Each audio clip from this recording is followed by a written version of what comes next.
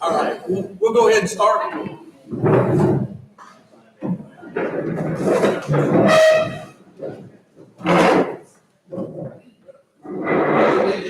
To the flag of the United States of America and to the republic for which it stands, one nation, under God, indivisible, with liberty and justice for all. I got the sign.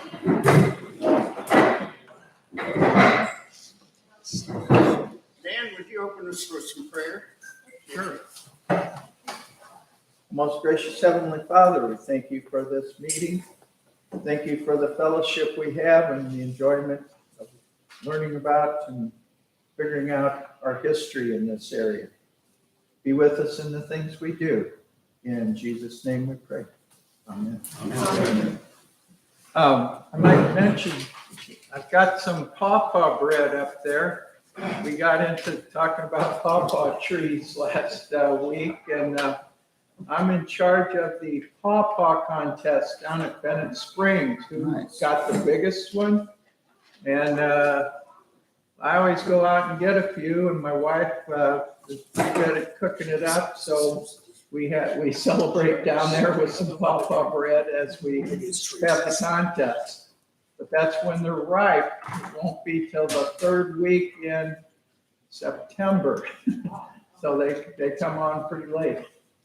Okay, thanks. Good bread. And they're not they don't stay on the tree very long. Deers love them, but they deteriorate real fast, like within a couple of days. Well, they're like the American banana. But the American banana. Nice. So it's good stuff. What was interesting in our last meeting, we have a lifelong Laclede County resident had never seen a pawpaw. Right. He has shelter. And I still have Shelter blight. That's bread, but it's good. He shut his doors and don't ever go out. We were talking about it, the big nursery down in Texas County, that's where the nursery is for the conservation. They sell pawpaw trees, the little sprouts. What do you sign up for them in the fall and then they come in the spring? I think is how that works. But Dan was telling me that you usually find them around a creek or something. Do they need a lot of water or something though, or something? Do you know? I've never found them by a creek or a river. yeah, that's the That's place the only to place look you- if you're looking for You're them. looking for them. You're getting in my contest. Right. He won't Maybe win. a few years. Okay. Kind of interesting. Dan does, he speaks out there at Bennett Springs. He's kind of retired from that, but he still does things out there. But there is another person out there right now, is a historian, and she is out at Bennett Springs right now, and that's her job to teach the history of it. And I'm trying to get her to come in and be a speaker for us too. So I think it'd be interesting to listen to her talk about all that's going on out there, because we know it's been there forever. As we start off, we want to talk about what we're trying to do. Our historical group is really wanting to go downtown, and I'll talk about that in a little bit, but we want to cover the whole county. We don't want to just say this is Lebanon, because people out in the county regret, they feel like a lot of times they're not involved in what goes on. And we're trying to take in the county from the east border to the west border, north and south. So we're trying everything we can to get more people involved in what's going on. Our county next year will be 175 years old. February 23rd of 2024 is our 175th anniversary.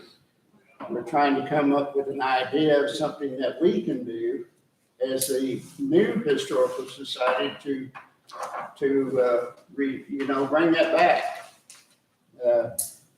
David here has a book that was published by the Lebanon Laclede Record that actually has tons of photographs in it, and we've been trying to get a hold of the owner of the paper, Dalton Wright, to see if we might be able to republish that. I'm gonna pass it around to this guy, break a photo. There's two of them folks. You don't know, I still remember the day we signed in.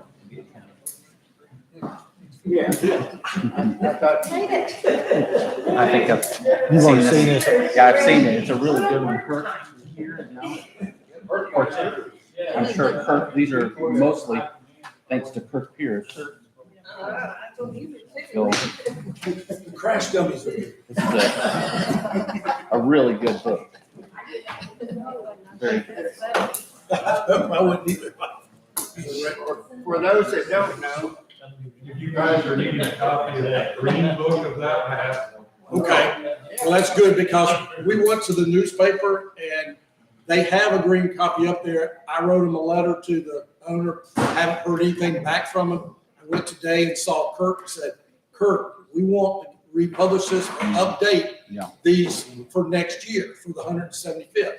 And he said, well, I haven't talked to the owner yet. And I said, well, here's a draft copy. Please talk to him.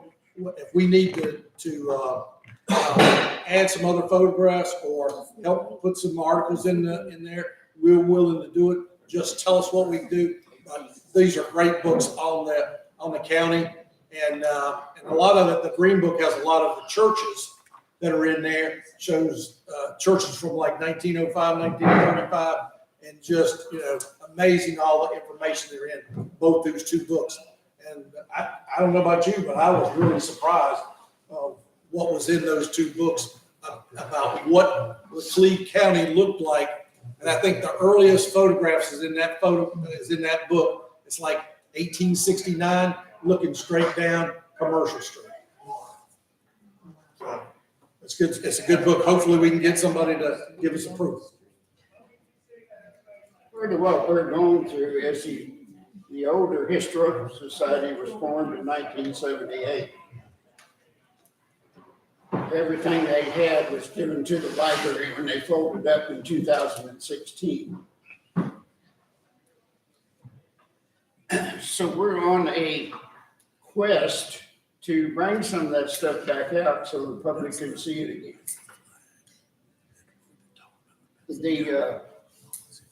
A lot of the work has been done for us, and you can see these are copies of books that I have brought. And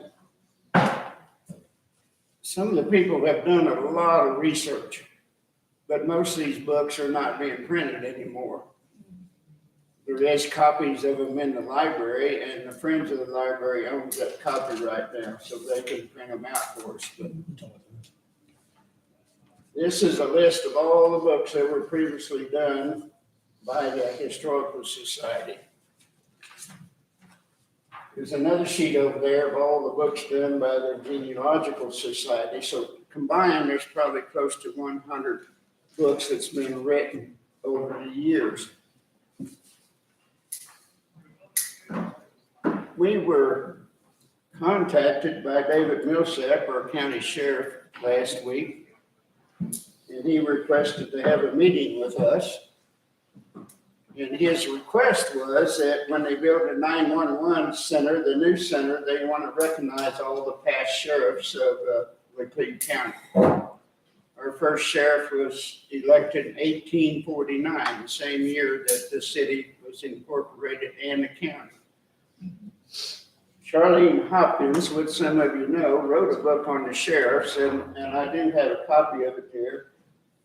And it's real interesting because Charlene and Donnie Rafe actually couldn't find one of them. In 2010, they had put that book together, but they were still missing one sheriff they didn't know much about. If anybody gets the Lebanon paper, they actually found him just a couple weeks ago. No, he's dead. He's downstairs. What had happened, he wasn't voted in as a sheriff, but he was appointed as a sheriff. So that was during the time right after the Civil War when there was a lot of unrest going on, and so he was appointed and not elected. State appointed, wouldn't Yeah, Yeah. or federal. Federal. So he's gonna be put on the monument in Washington DC as an officer that lost his life, given his life to this county. And he will be honored here in the new 911 building along with the rest of them. So David has asked us if we could find people that's got old photographs, anything related to the sheriff's department, maybe old handcuffs, maybe badges, maybe anything that they could use. And you would be willing to loan it to them, not pay, basically give it to them, but loan it to them to put in a display. And we would put like a display case underneath, and they're gonna mount the pictures that they find on the wall above it. So by doing that, her Laclede County metal detectors was given permission to go out and hunt for artifacts around the old jail. We found part of an old handcuff. We don't know what happened to the rest of it. Still hanging on the wall. We found various items. Model T Ford key, yeah. Robin, you found a pipe, Civil War pipe. Civil War pipe, yeah, By Robin in the back there. bullets, coins. So what we're gonna do is when they get to the point where they're ready for those, we'll probably let them choose what they would like to display, and then we just loan it to them and they could put it out for display. The interesting thing about the sheriff that they couldn't find much about was he was a one-armed sheriff. He lost his arm in the Civil War. I didn't cut it off. He was elected sheriff, and at that time, we had all these bushwhackers and stuff going around the county, and so they were out searching for some of these people, and they got ambushed. His 5 deputies got shot and killed, and they hung the sheriff. So there's quite an amazing story about the guy, even that I think he's the only sheriff that was ever killed in Right, Laclede he's the only County. one. I believe so. It was 18. 60, that's 6, maybe, it's right after the war. But he gets appointed during the war, but he was wounded, lost his arm, and then he was sheriff. And then, once he gets sheriff, then bushwhackers get him. Sarah Inks, maybe somebody knows Sarah, has written on a blog about what all happened to him, because once they got his name and where he's from and he was born and all that, she's done an amazing part of research on him. So we're glad that other people have started to recognize that we are trying to do things and they're coming to us for help. That's what we really want. We need it. We need their help as much as they need ours. The other thing we done, we went down to the Downtown Association. The Downtown Association is basically goes from the end of Commercial Street. Don't think it goes all the way to the Rice Stick Building, but these are business people that's looking at things that can be done in the downtown area too. When we went there, I thought they knew we was coming, and I was surprised because they didn't. They didn't know why we was there, who we was, or what we was doing, and I was a little taken back from that. But they did allow us to speak for 30 minutes. And they did ask us questions, and they did make suggestions. And one of the things we're looking for is a place to do what we want to do. We really would like to have it on Commercial Street, but Commercial Street don't have a lot of empty buildings. Most of them are full now. If anybody drives down through town, there's not a lot of empty space down there. One of them suggested the old mall that the school bought. But after checking into it, the school has already committed every square foot of that mall. So there is no extra space there. For the school? Or For the school. Yeah, and there's a partnership with a clinic there. Is it, I'm trying to think if it's Jordan Valley or Jordan Valley. Oh, okay. So it'd be like They're going to offer a lot of childhood development and support for young families. So there is a few buildings that's, you go downtown, it looks like they're closed up or not being used, but from what we can tell, most of them are. Maybe the owner's just using them for storage or something like that. So our space is real limited. The city has suggested maybe we might be able to use part of the Chamber of Commerce building. Right now, they're in the process of hiring a new director, so we kind of got to wait until they go through that process too.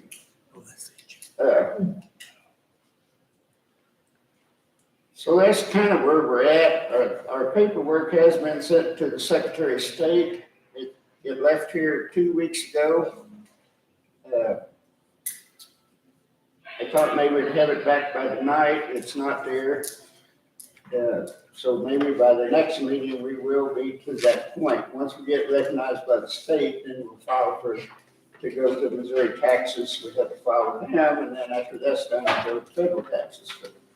But the process, it is being done. It's just time consuming, I guess. Did you expect anything different?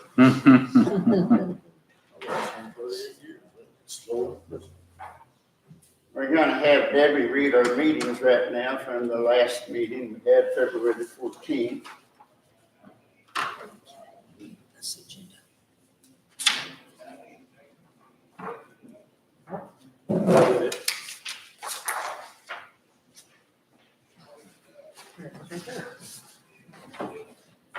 Okay, the meeting date was February the 14th. I did not count, I apologize, but we estimate there was around 30. In fact, I think somebody did count. There was around 30.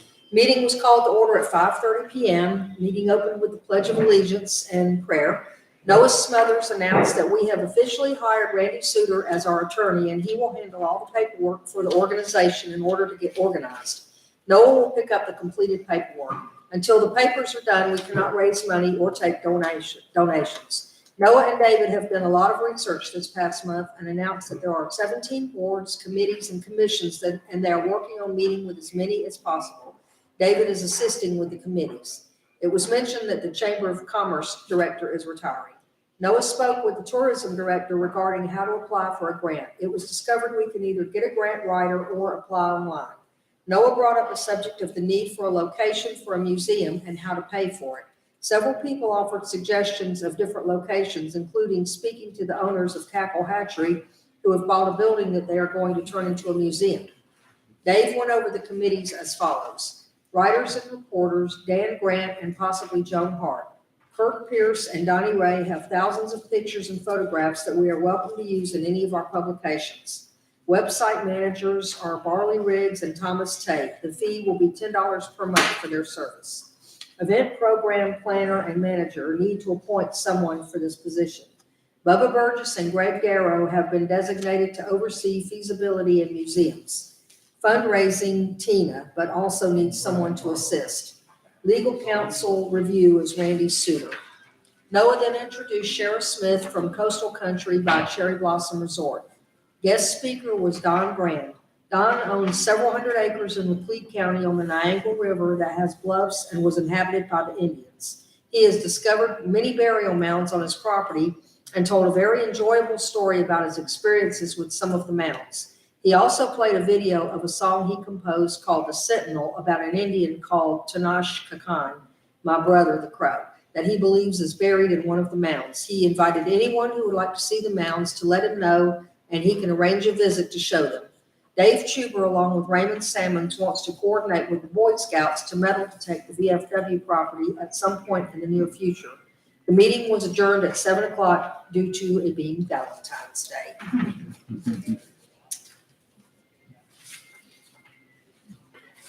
Needless to say, we don't have a treasurer's report because we don't.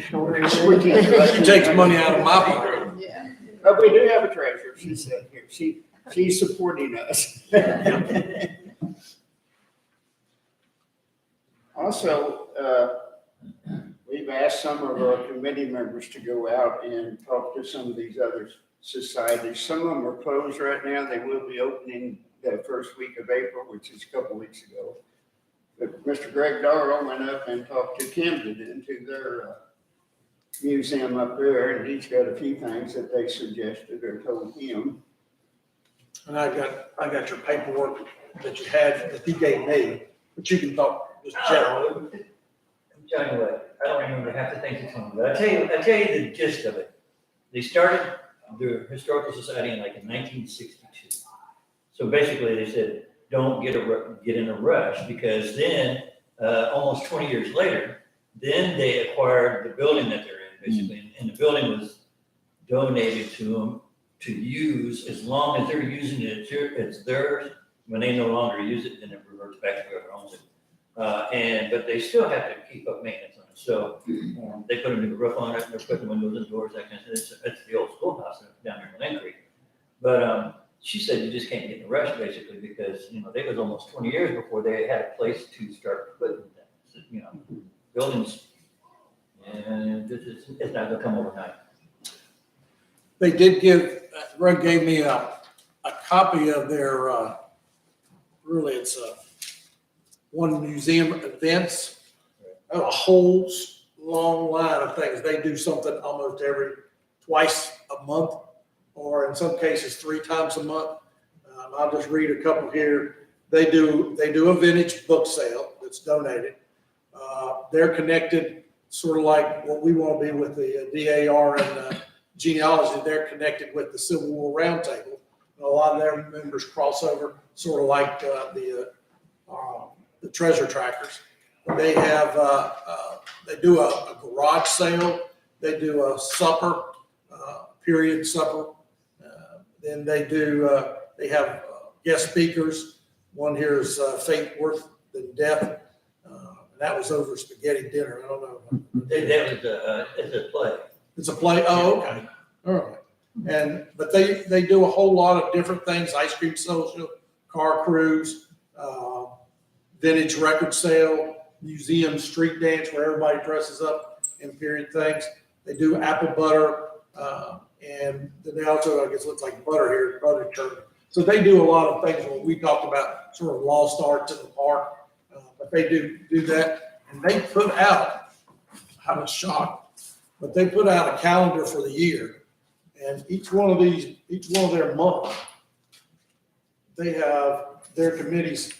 It's filled up just about every weekend. They're doing something with a lot of those with the other groups too. So it's not just the Historical Society, but it's also their Genealogy Society, the Round Table. So, but they do a lot of history up there, and I was impressed with all they had to do. Do you want those passed around? You can, if you want to do that. Sure. They've got it set up real nice. I mean, you've been in there. I mean, it's really nice, and they have things set up. But like I said, it's just something you can't get in a hurry. Well, we kind of heard when we started this that we were told it'd take us 5 years. We're right now, next month will be our first year. Yeah. Yeah, it's hard to believe, but our first year has gone by. We're still working. Still, but most of those were all meetings with the city or individual peoples or, on the radio or one thing or the other. So we're getting known out there, and I think that's the important part.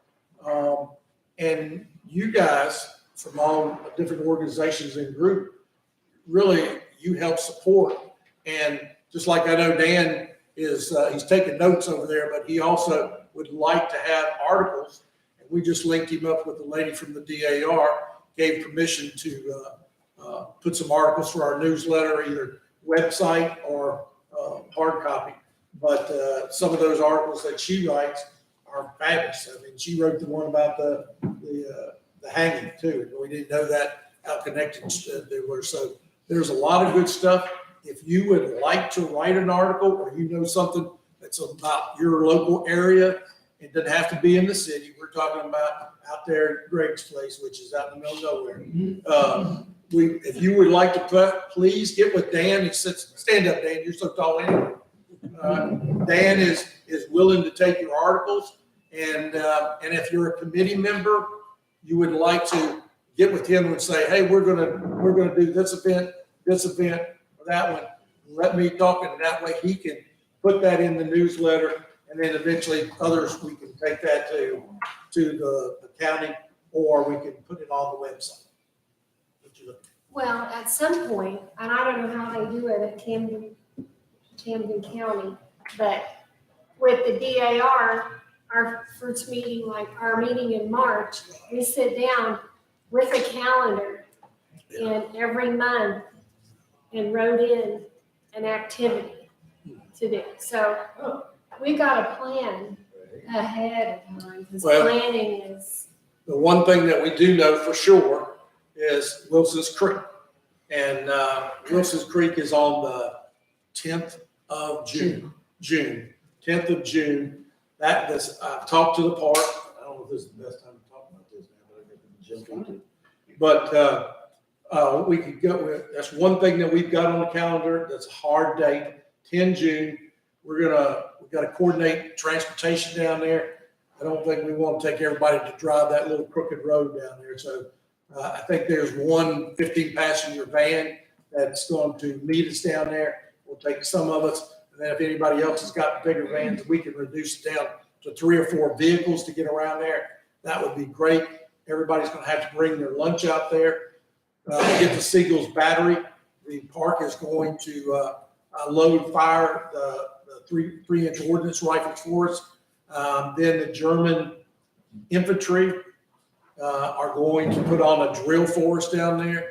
And then the rest of the time, we're going to go stop by stop, and we'll talk about what happened at each one of those.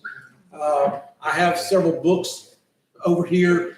I can't give them to you yet because the Army wants to use them one more time, but I'll show them to you. But in any case, we're going to do this a little bit different.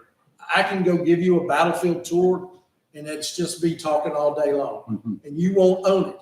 You won't own a piece of history.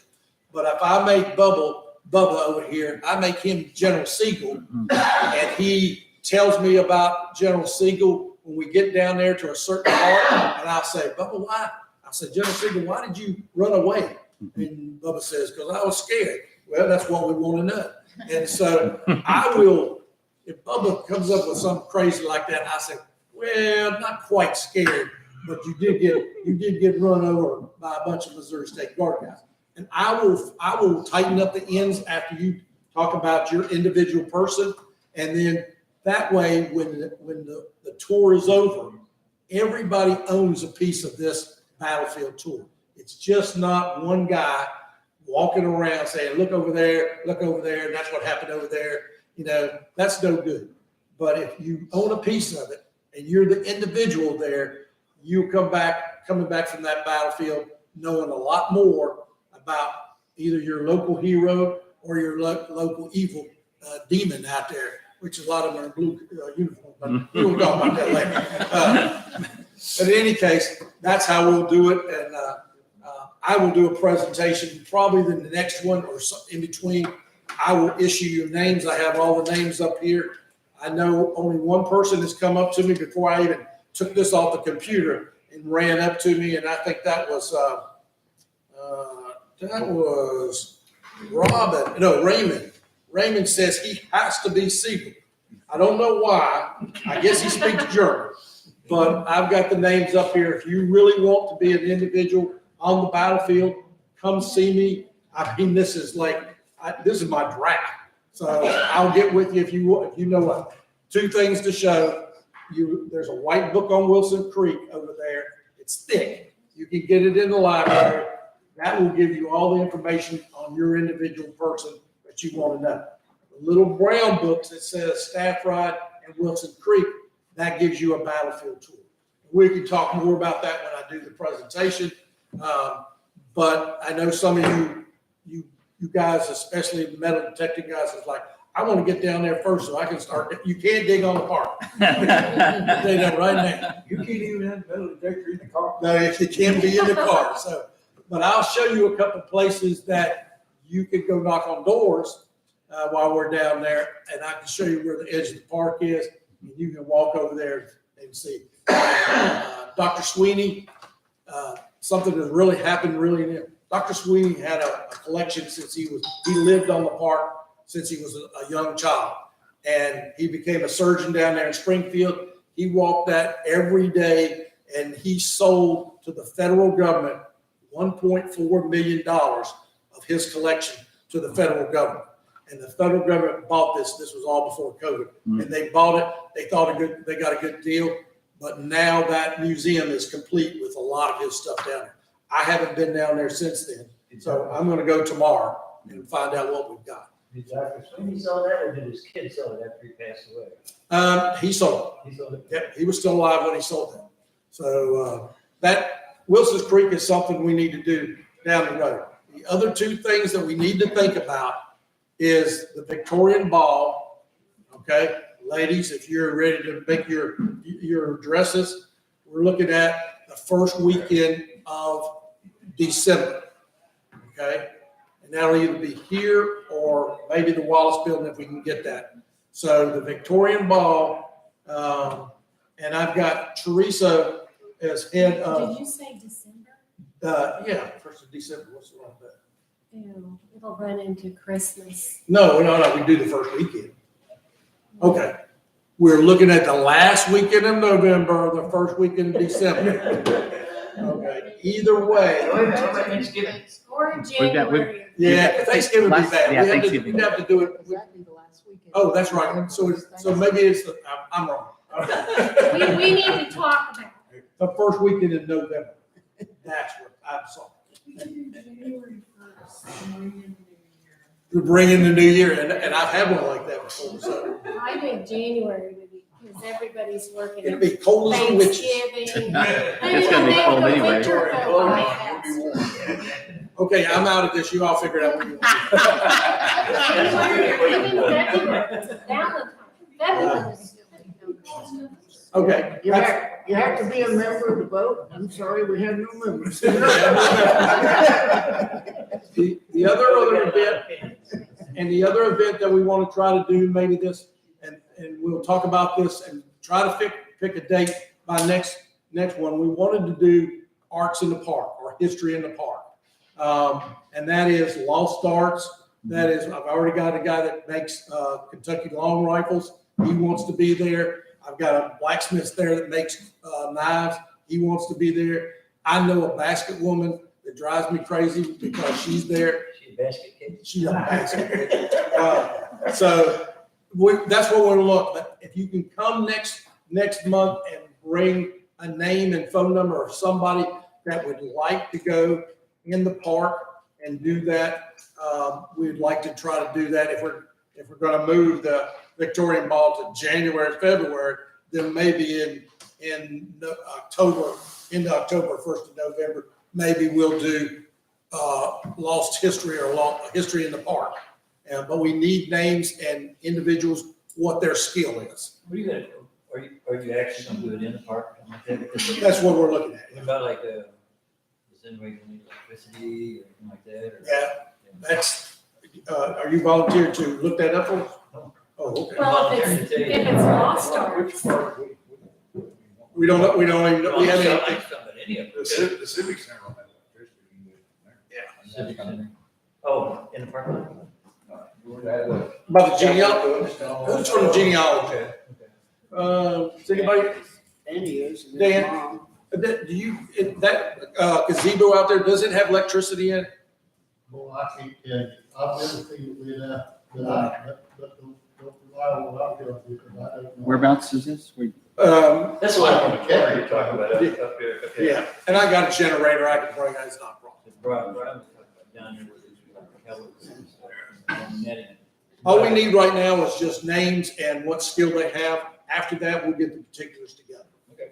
So we'll go with that. So if you can bring, if anybody knows of, I call them vendors, but they're really, they're groups like genealogy. We're going to invite them. They'll have a table there. DAR will have a table there.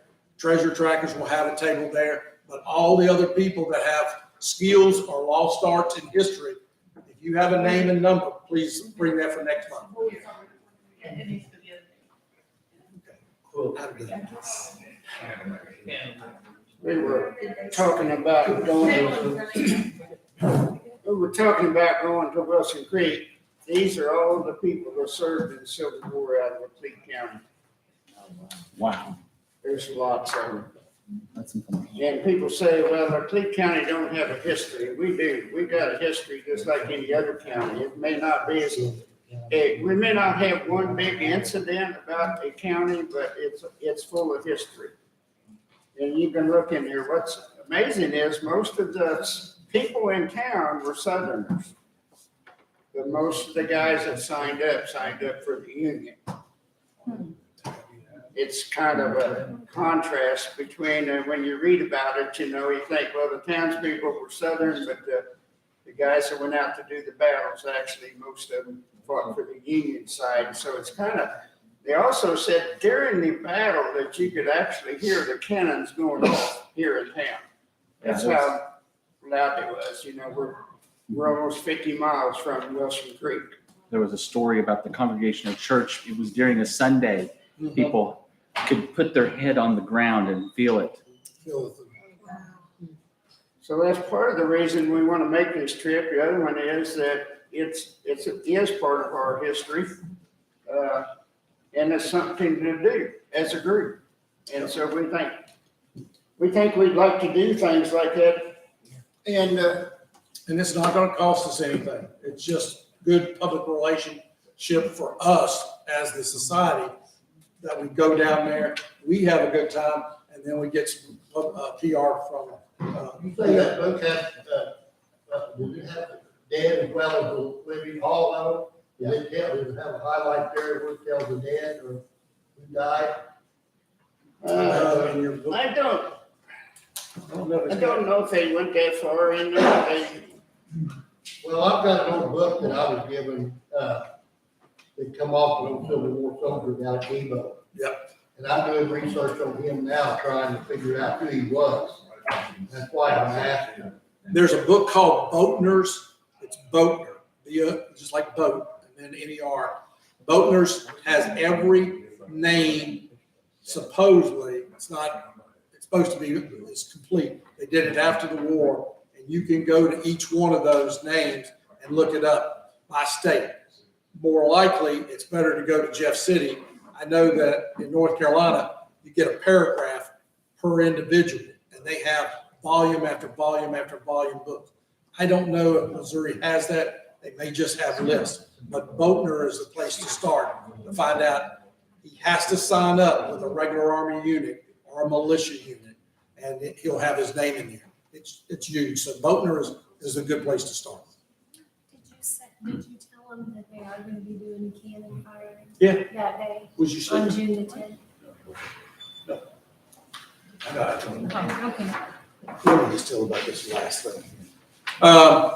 There is a thing that I'm sort of passionate about, only because I spent too long in the military, 38 years. I don't know how to speak to people. Isn't that right? He's a hothead, in case nobody knows. I try to give, I don't give information. I try, they say I give commands. So that's why I sit down here on this end. But anyway, there's a flag in the museum, or in the library, not the museum. And I've taken, I didn't take it, but Mr. Adams did. He took our photographs, and I've taken it to the printers, and I gave them a draft copy of this.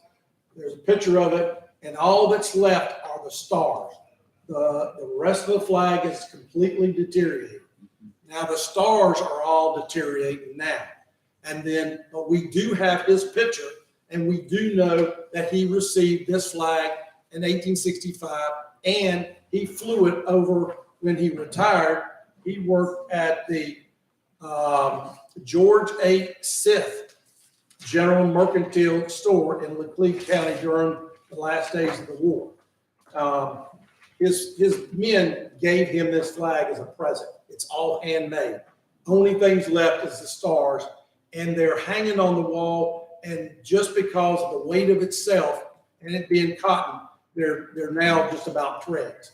And so I'm gonna put this out and within the town, and then we'll also put it out in all the organizations asking for help. But it's not owned by the Historical Society, it's owned by the library. So it was donated in 1932, was given to the library. So once I get all these out, all of you get a copy of it. If you're interested in saving flags, I know flags can be very emotional. Something happened at the treasure trackers, it bothered me, but I identify with both flags, old and new, and I've seen in reenactments how reenactors will try to grab somebody else's flag that they hand stitched themselves on silk, or they paid for it to be hand painted. You don't touch somebody else's flag in any reenactment, and today you don't let flags deteriorate like this. So I'll put this over there. It's not completely done. It's got all the information, but you'll get one of these handouts, and if you could help save this flag, I sure appreciate it.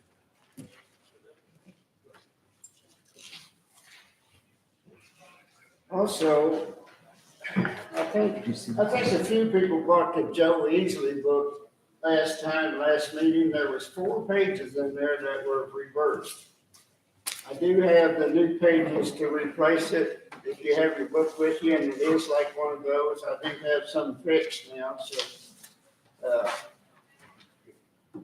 I know Debbie had one that page 21 started, then it went 21:19. I got one too. I keep forgetting to bring it. Oh, you got one. But anyhow, it was a mistake. The author of the book asked if she'd done that. And by the way, she turned 95 last week, I think last Sunday. A lot of people know her as Charlene Hopkins. I've asked Charlene to come and speak to us and with her brother, because she's been there since the day they started the Historical Society. She had quit a few years ago. Her health won't allow her to get out very much, but she's really looking forward to come and talking to us. And even though she's 95, she still has her memory about her. She can talk about days that none of us have ever seen in this town or county. And she helped write a lot of the books that's available. So she's all enthused, and she said, if my health will just hold up, I'll be there. So I'm looking forward to her coming. Our guest speaker tonight is Eric Tudor. He's sitting back here. We're going to have him talk about Harold Bell Wright in just a minute. But I also think that his dad owns the corner where the old hanging tree was. Am I correct or wrong about that? There's been some speculation. I think it's actually just down from our property, close to what was the old wire road that comes in there off of Cherry. The old wire road is basically the road that used to go out by the old fire station, leads up to YY, and I think it was on that corner. So mom and dad own property that would be adjacent to that, from what I understand in my research. The old hanging tree. That's one thing we've noticed is our county's losing its history because they're not being taught. And there's not a central place where you can go and hear about it anymore. Now, you can go to the library, you can talk to the library, and they'll try to help you out as much as they can. But they just don't have it's really not a museum. What they do have is the artifacts from the old museum, but they're basically stored all over that library. So when you go in there, if you want to ask about a particular thing, it's not that easy to say where it is. Some things I've been told are in there. I've never seen them, but we did have a chance to go back and look through some of it and all of that. But then when somebody asks you about a particular piece, I don't really know. Some lady said her great-grandmother's organ was donated to the Old Historical Society. It took about 9 months to find it. It took us, and it was only because we went to talk to the library board, and in the room that they hold their meetings in, there's a excellent old organ sitting in there, so I assume that's the one they're looking for. But that's what we started out to do, is we want to try to consolidate a lot of that stuff back to one area. And we'd like to have people that talk about the history of the town. We want to do some interaction with our kids too. And by that, I mean, I go to artifact shows where we have people display a lot of Indian artifacts and stuff, and they'll set a big long table up and they fill it up with sand. And they'll put broken arrowheads and stuff in there so the kids can find pieces of pottery and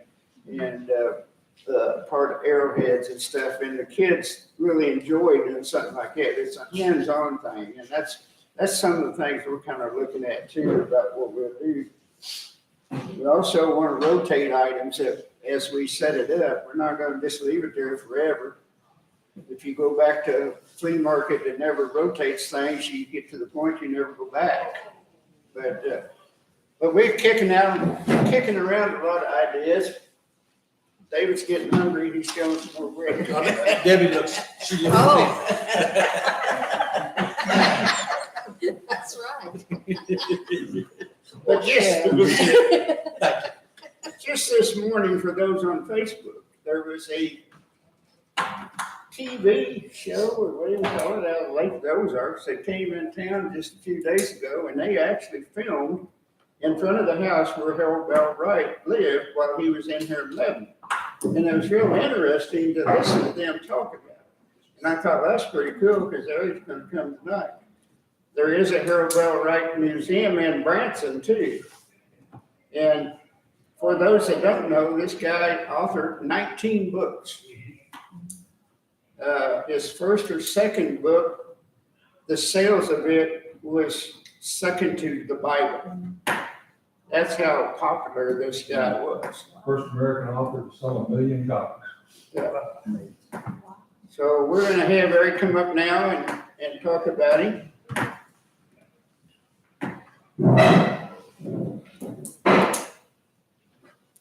Bring my water jug so I don't get choked up. Where you want me to set up that? You want a chair or anything? The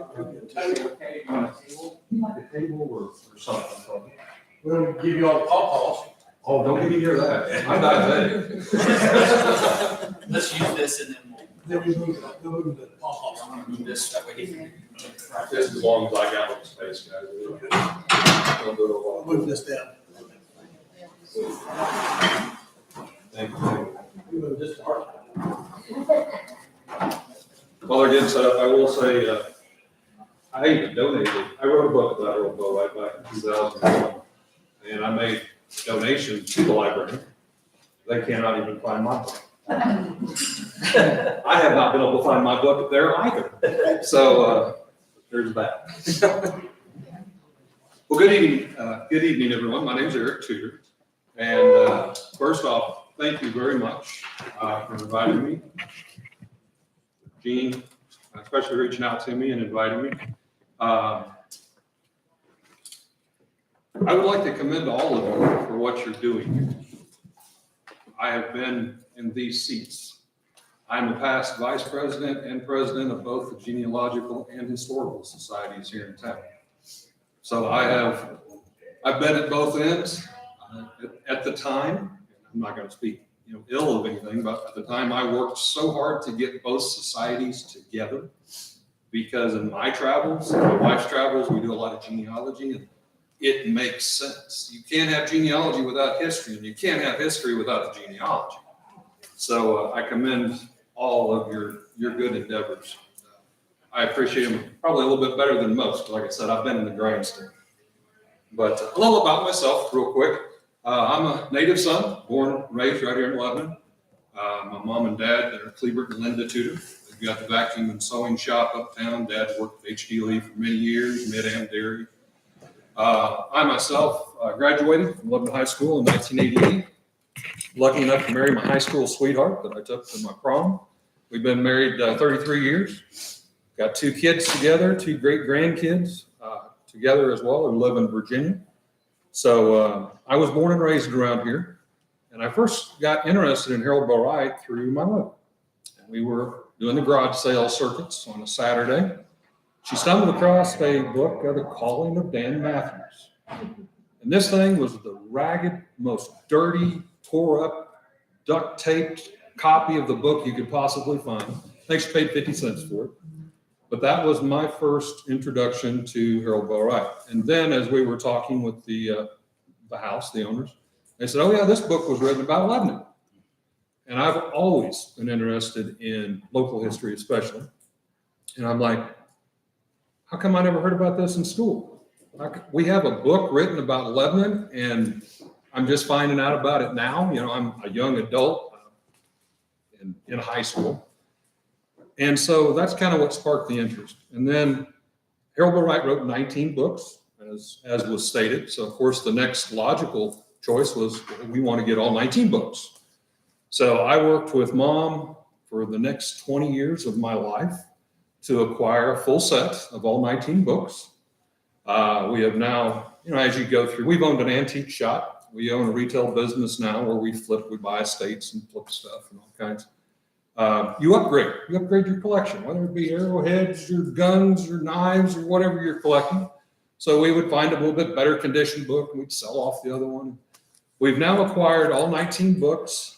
All but one have the original paper dust jacket, and all but the last 3 being autographed copies. Mom was very happy to get all 19 books. She's done. She's tapping out. Not this crazy guy. I was more intrigued about how Harold Bell Wright, the man, the individual, how he was a pastor here in town. I grew up in a very religious family. I went to the same church. I'm still a member of Washington Christian Church. So we kind of related to a small Christian church. Of course, his was the first Christian church here in town. And again, how I didn't know about this. Why is this not being taught? So that intrigued me with trying to help more people, drag them along kicking and screaming sometimes, because I would bore them to death. Here is a high school kid talking about Harold Bell Wright, some guy that died in the 40s, and they're like, who is he? Of course, you mentioned Shepherd of the Hills, and they're like, oh yeah, Branson. Branson gets all the glory. But Harold Bell Wright gathered his information about Shepherd of the Hills while he was in Branson. He penned the first chapter, but he wrote all the rest of it right here in Lebanon. Everything but the first chapter. And that was at the house. It's the big white house directly behind Radio Shack, corner of Adams and Hayes. It's got the big wraparound porch. There is a small porch. It was an open air porch above the front door, above that front porch. Had windows on 3 sides. That is the room that he wrote in. And it's only maybe 10 foot by 15 foot. It's relatively a small room. But that allowed him to go up there, open the windows, get the nice air flowing through. He could look down the streets, in all different directions. So that's what intrigued me. Secondly, was as I started buying more books and collecting, it was the newspaper clippings, pictures, advertisements that you would find that somebody used as a bookmark. And then I found out there was like little folders of silent movies that these books were made into silent movies and then later into the talkie movies and such. And I'm like, we've just scratched the surface. So, like I said, for the next 20 years of my life, I drugged my wife along. She thought I needed to be committed. I was obsessed. Every vacation we got. Of course, this was before the internet, or the internet was very young. We would go do genealogy for our families, but I would also be doing genealogy on Harold Bell Wright and history. Any place that would open the doors and allow me to go talk. I visited bookshops all over the United States. Kind of developed a very close group of friends. There was about 4 of us that I really considered kind of hardcore collectors, crazy people like me. And it got to be a competition, but in all good fun. Somebody would find a movie poster or something. By golly, we would rush home. The first thing we would do is call up everybody and be like, hey, you'll never guess what I found. And we would just kind of use that to build each other, to act, antagonize each other, to try to go out and do better and to find something different. I brought a couple pieces of my collection tonight that I wanted to share. First off, the Shepherd of the Hills. This is a 1907 original book poster. this would have been put up in the bookstores advertising Harold Bell Wright's novel, The Shepherd of the Hills. We're going to talk a little bit more about that, obviously. And then, of course, the next title is The Calling of Dan Matthews. Now, this is one of the first movies. This was actually 1935. This is an original, what they call a window card. So shops or the movie theater would, stick this in their window. The top part of this usually would have something a little nicer than this, but printed bold, like what time, what theater it would be playing at. So these are just a couple pieces out of a very massive collection that used to take up an entire room of my house with 3 showcases. Yeah, my wife, bless her heart, I don't know why she didn't divorce me, but that's what we spent every penny on and every extra second of our entire life for 20 years. So that's a little bit about that. My collection started developing into things that I didn't even know existed. Obviously you had the books. He wrote stage plays. So there were stage plays out there. There was manuscripts, of course, from these books, usually 3 to 4 manuscripts for every book. I actually have one of the early manuscripts for Shepherd of the Hills. There were publicity photos. These book companies, they wanted to get this author, the first American author, to sell 1 million copies. They wanted to get his face out to the public. So they did the real nice black and white publicity photos. Got several of those.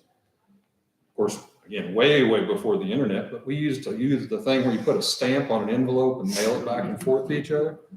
I have 350 Harold Bell Wright letters in my private collection. Most of those are original, some are copies. But that was the basis of that collection that rolled into sheet music, that was the music used in the movies, player piano rolls that had that music on it, to ashtrays, salt and pepper shakers, plates, statuary, you name it, pillows. There were silk pillows. I mean, it was unbelievable. Anything you could advertise on, just like today, they did. But that was very, very uncommon for the day for any author.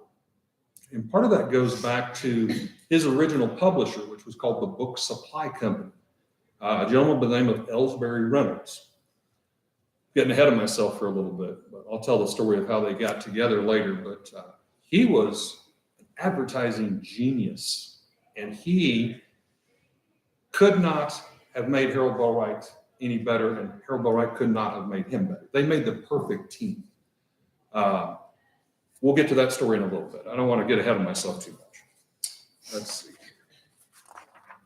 And forgive me, I haven't done a presentation in about 5 years. I used to go to SMS, and I did all this when I was printing my book, but it's been a few years. I had to blow the dust off my brain a little bit. Like I said, in 2001, I kind of reached a point where I was like, after 20 years, literally, I felt I had obtained movie posters, sheet music, 350 some letters. Stuff was getting so hard to find that I didn't have.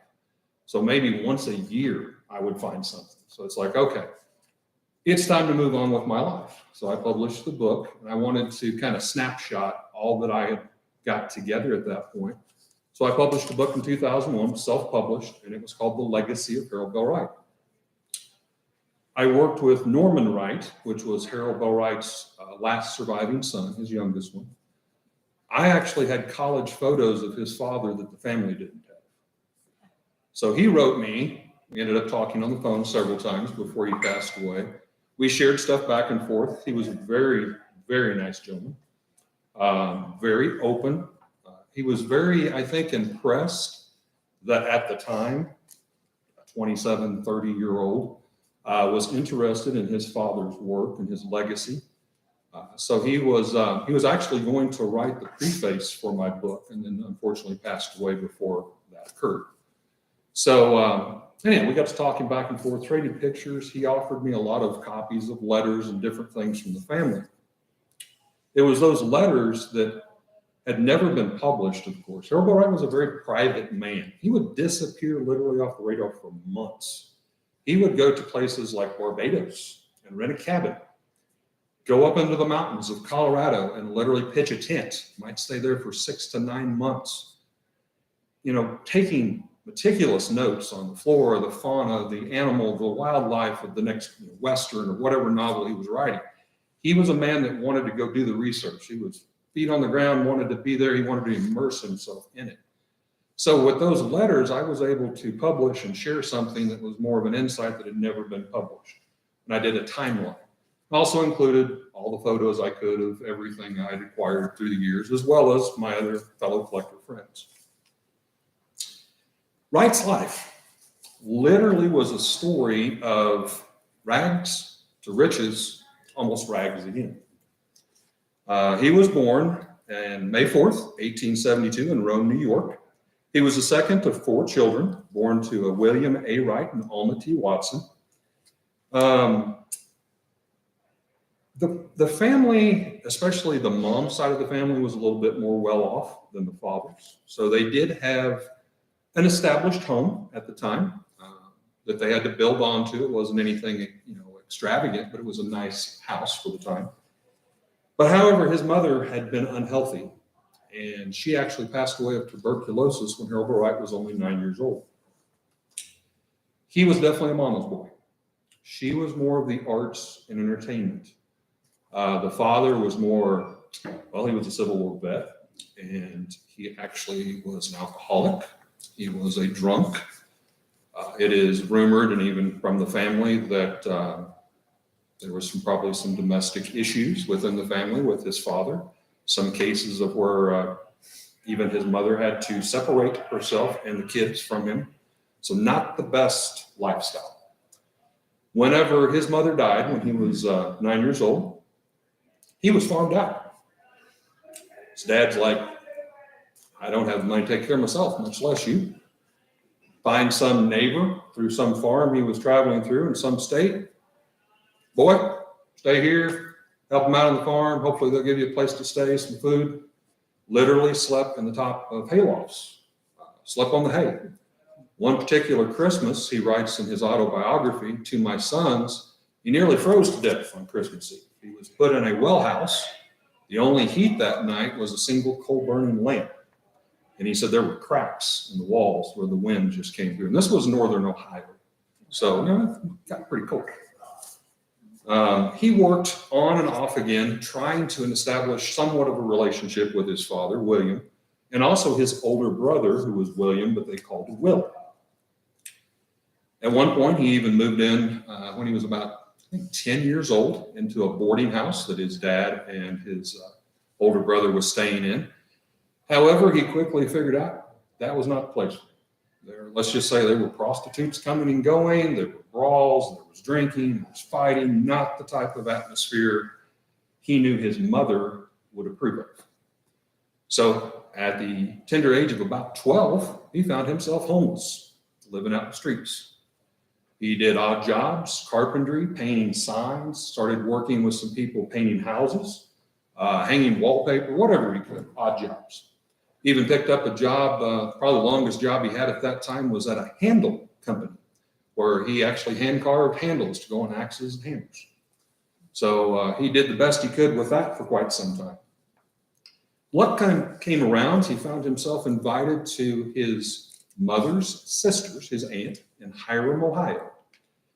He jumped upon it because at this point, the boy was running around literally barefoot, no coat for the winter, scrounging for scraps out of the trash. Now, this is his words right out of his autobiography to my sons. So not the picture perfect lifestyle of what you would consider to be a million copy seller American author. Went and stayed with his aunt there in Hiram, Ohio, and got exposed to music, literary, actually got enrolled in school for one of the first times in many years. Took advantage of that, stayed with them for about a year. Got to a point where, again, tender age, about 13, 14 years old here, started his own small business. Doing what the only things he knew how to do, hang wallpaper, paint signs, did a little stationery work, got a side hustle with a print shop down the street, and was enjoying moderate success and was feeling pretty good about himself. For the first time, he was able to support himself. Aunt's health began to diminish, and eventually she passed away. Not real sure why he didn't inherit any of that. That's not really touched upon. But Harold Bell Wright took that as kind of a sign that he needed to do more with his life. His aunt had helped him where his mother had unfortunately had to leave him at an early life. So he enrolled himself in Hiram College. Now, in today's standard, that's an equivalent to about a high school, but it was called Hiram College. And he actually started writing for the first time.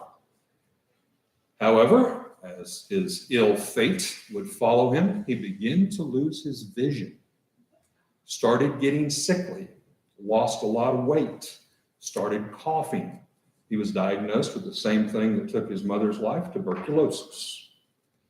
Very misunderstood at the time, but he found himself wandering along the banks of the Ohio River. And he says in To My Sons, his autobiography, for the first time in his life, he felt he had reached his all-time low. And he even wondered about wading out into the murky depths of the river and letting the water sweep him away in his life. That point will come in when he comes back into Missouri in a very strong aspect. Kicked himself in the rear end, as we say around here, and he decided, my mom would not want this. My aunt would not want this. So he took what energy he had and he built a raft, homemade boat raft, and he jumped on it and headed down the Ohio River. We're literally going to let the tide take him or the waves take him wherever.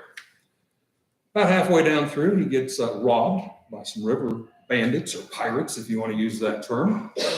He talks about fending off a mountain lion that was prowling him along the banks one night that he had stopped to tie up on. But eventually, 2.5 weeks later, he finds himself approaching Missouri down this river. And he remembers that he has family in nearby Springfield, Missouri, an Uncle Ben. He also learns that his father and his eldest brother that I mentioned before, William, his father, and Will, his oldest brother, had also went to go visit Uncle Ben when they decided their money income couldn't take care of all their alcoholic needs. So they found themselves thrown out of the boarding house. So he finds his way down into the Springfield area now. He is met with open arms by his aunt and uncle. The house site is actually still in Springfield. The house has been remodeled so many times it doesn't look like it, but that's his first kind of Missouri connection that brings him back around. Once again, he is his uncle, I think, is trying to show the young man at 14, 15, that he can do a lot with his life still. Don't give up. There happened to be a local tent evangelist meeting in the area, and he was asked if he wanted to attend. Now, he had attended some of these up in Hiram, Ohio, actually got a job painting signs for one of the evangelistic deals, which he did for free, and the pastor of that had invited him to come and listen. So he was very open to this, and he felt this would make my mom happy, this would make my aunt happy. So they load up, and from what I understand, it was somewhere between Springfield and Pierce City that this church evangelistic tent meeting was. The uncle arrives, and he gets news, I guess the day before this happens, that his father and his brother had made it there, but had kind of went off. They didn't stay with the uncle. And he learns that his older brother has been accidentally shot and killed at a church picnic, of all things. Not sure what kind of church picnics they had back then, but apparently a gun went off. There were some rumors there that he was messing around with a married man's wife. But so he had learned this. And again, it was just enforcing that is not the lifestyle I want. So they go to this church tent, and the pastor gets held up. He's not able to make it. He's delayed. Tent's full, 50, 60 people. They're all waiting for somebody to come talk. Good old Uncle Ben. This man right here, he's got an education. He went to college. He can come talk to us right now. He can go up there right now. Nothing like on the spot. So Harold Bell Wright kind of stumbles up there, and he does the best he can.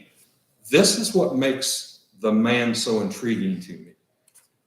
Whatever you throw at him, it never stopped him. Might have delayed him, but it never stopped him. He gets up and he starts talking. Same way that he writes. Very common language. He doesn't use big terminology. He just talks. It's not like he's preaching down at you. He just talks. The crowd loved it. So much that two gentlemen were from the Pierce City area and invited him and immediately hired him as a temporary pastor for the First Christian Church of Pierce City. He was in utter shock. I'm not a pastor. I just stood up and talked. And they're like, well, we don't have one. Everybody likes you. We'll pay you $8 a week. Which at the time was a decent salary. Also give you room and board. Hey, it just got better. So for the next 2 years, he went to Pierce City, took the job, but he said, I have one condition. This is going to tie back to that Ohio River. He goes, I'm an artist of sorts. I like to paint. The two men are like, okay. Before I take your job, I want to paint a picture. And I want to hang it directly behind me. So as I'm standing at the pulpit, I have this picture behind me. They kind of scratch their heads and look, and they're like, okay, but why? He goes, I want to paint the Ohio River. And he tells the story. That's where I almost ended my life because I thought it couldn't get any lower. But look at me now. That painting was in the Inspiration Tower hung at Branson, Missouri, without even a sign put on it of how important that painting was. I'm not sure where it's located now. I had heard the museum had acquired it. Haven't made it down there in a couple of years to check. But it used to. I remember I went down searching for it. I had to see this. Got off the elevator, literally the elevator door opens up and you're staring at it. Right there as you come out. No placard, just another painting done by Harold Bell Wright. Thought that was quite odd. So as he continues with Pierce City, a couple of years there, after the first 2 Sundays, a couple of deacons approach him. Some of the congregations pulled them aside. They have some things they don't like about Harold Bell Wright. So it starts. Good key on the music, brother. You're fine. So the deacon comes up and talks to him. They're like, well, we've noticed you have a bad habit. Harold Bell Wright's like, well, what is that? He says, well, when you preach, you pace a lot. And you put your hands in your pocket. And you come out and you talk to people. Now, we like the part about where you're talking to people, but we don't think a pastor should have their hands in their pocket while they're talking about God. So can you do us a favor and just not do that? Harold Bell Wright apologizes, and he says, I didn't even realize I was doing it. Absolutely. So the next 2 Sundays, I would have loved to have been a fly on the wall. Harold Bell Wright goes up. He doesn't know what to do with himself. This is normal for him. So he's out here and he's talking, and I mean, his arms are waving every which direction. He's a nervous wreck. He's stumbling over stuff. The deacons and the elders go back up to him and they're like, you know what we said? Just forget about it. We love you just the way you are. Never said another word about it. Now, after that, his stint there in Pierce City, he was invited to be a pastor of a larger church in Pittsburgh, Kansas. And he would take that role for 5 years. And there he would be reunited with a Hiram College sweetheart, who he would later marry, and was his first wife. Yes, I said first wife. Back then, a pastor who had a first wife, got a divorce and remarried, that was quite scandalous for sure. But he married Frances E. Long while he was there in Pittsburgh. Together, the couple would have 3 children, 2 of which would end up coming here to Lebanon with him, and third, Norman, that I spoke about. He would be born in Redlands, California after he left Lebanon. Now, while he was in Pittsburgh, he again started dabbling with writing. A short story is what it started out as, but as it actually progressed, what it was small successions of a longer story. And it was published in a little book called The Christian Standard. It's actually still around today, or was a few years back anyhow. Just kind of a church newsletter, a pamphlet that was shared by the Christian churches at the time. There was a member, a close friend of Harold Bell Wright's, as well as a member of the church. His name was Dr. William or Billy Williams. Now, he approached him and he said, this writing that you're doing in the Christian Standard book, I love it. Congregation loves it. We're getting feedback. We're getting mail back wanting you to go address their congregations as a traveling pastor. He was embarrassed. He's like, again, I'm not a pastor. When he said that a few years ago, I'm not a writer. I just do it. And they're like, but you do it well. and people love it.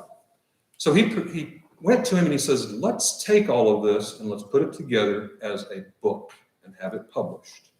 Now, that would later become his first book, The Printer of Udels. It wasn't that easy. Just like in today's society, a writer trying to get someone to print their book and flip the bill is quite another thing. Dr. Billy Williams has a friend, E.W. Reynolds, that I mentioned, of the Book Supply Company in Chicago, Illinois. After rejection and rejection and rejection, he sees what this is doing to their little pastor, Harold Bell Wright. He makes a deal with E.W. Reynolds without Harold Bell Wright knowing. $250 that Dr. Billy Williams will pay all of. Book Supply Company will publish his first book. And so he presents it to Harold Bell Wright. He goes, hey, I want you to come to Chicago with me. I'm going to pay for the trip. Don't worry about it. I want you to come meet a friend of mine. He goes in, leading him in that he owns a book company and he might be interested in publishing your first book. So they arrive. They're both a little shocked. This is not the stereotypical book publishing house. As a matter of fact, they've never published an author. They do school books, music, art books, send out a catalog, and they mail books. Not to mention, it's in a lower area of Chicago. Roofs are leaking, tarps are stretched across, catching water into buckets. Piles of books as far as the eye can see, lining the hallways to a point where they have to turn sideways, he says, to get down the hallway. He finds his way to the office of this genius of advertising, Ellsbury Reynolds. And it gets out. Oh yeah, we're publishing your book. And Harold Bell Wright said, well, what? When did this happen? We were just talking. He goes, oh no, your friend here's already paid. We're going to publish it. He was ecstatic, a bit confused, scared to death. Again, I'm not a writer, and you're publishing me. Moderate success on the first book, but Ellsbury Reynolds, this genius, does things that we kind of take for granted today. You know that junk mail you get in your mailbox? Well, Ellsbury Reynolds was one of the first ones to do that with books. They already did a yearly catalog where they 300-400 page catalog where you could order different books. He dedicated full color pages at this time frame. We're going to talk 1903, 1904. Money, full color pages promoting their one and only author that they publish, as well as he develops postcards for advertising. This is ingenious because he leaves stacks of them with bookshops whenever they buy. And they also enclose one in every book that they sell. So if they send it out to Mr. Eric Adams out here and he orders one of The Calling of Dan Matthews, he gets a postcard in it. And if he enjoys it, he could hand that postcard to me and recommend the book. All I've got to do is check which titles I want, send in my money, send it back to the book supply company, and they mail the books to me directly now. So we cut out this whole year-long waiting for the next catalog. Pretty smart. In order to drum up business, he also will take first entire chapters of the book, bind them, and send them out to bookstores. It's teasers, trying to get the booksellers, bookshops to buy these. He's one of the first ones to come up with stuff like this. Posters promoting a book. Now think about this. Today's society, that's semi-common. This is a new author who has never written books before by a company who has never published an author before. This is thinking outside the box. The man is a genius. So those three getting together, E.W. Reynolds, Dr. Billy Williams, and Harold Bell Wright, get the success role. And of course, the next thing is, when's your next book coming out? No pressure. Harold Bell Wright's like, well, I'm a pastor, I'm a writer, I'm both. What am I? I'm not real sure. How am I going to do this? I got a family, I got 2 kids. I'm trying to juggle everything. So he decides to return back to the Missouri Ozarks, where Uncle Ben and where he went to the first tent revival. And he pitches a tent, and there his wife, and sometimes the boys come and join him. They're in what is now Branson. And he starts living amongst the community, hearing the stories, the tales. He meets the Rosses, which is old Matt, Aunt Molly, and young Matt, and his girlfriend, Sammy Lane, characters that if you've read Shepherd of the Hills, you become very familiar with. The Rosses were just a hillbilly family that lived there that had a lumber mill. But he picked up that. And the shepherd, in the title Shepherd of the Hills, is really Harold Bell Wright. And he arrives in the hills. And so that's kind of how that story took off. So he goes back and he's kind of in between. He's got the information. He writes the first chapters of Shepherd of the Hills there in Branson. And he decides, money's getting slim. I got two boys, got a wife. Printer of Udell's has only done so-so, mediocre success. So he takes the job here in little old Lebanon, Missouri.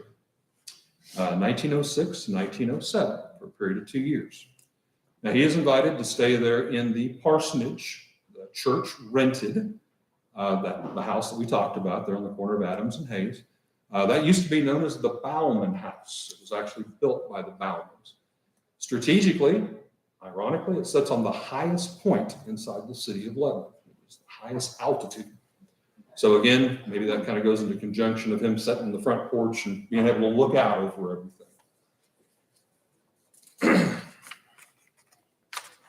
Well then, once he's here, of course, he's a minister of Lebanon, and he starts penning all of the rest of the Shepherd of the Hills as a manuscript. Again, Harold Bell Wright is not like most authors. He immediately starts getting backlash from his first book. Who is this young whippersnapper? He comes out here and says he's a pastor, and he says he's an author. He talks in these simple terms.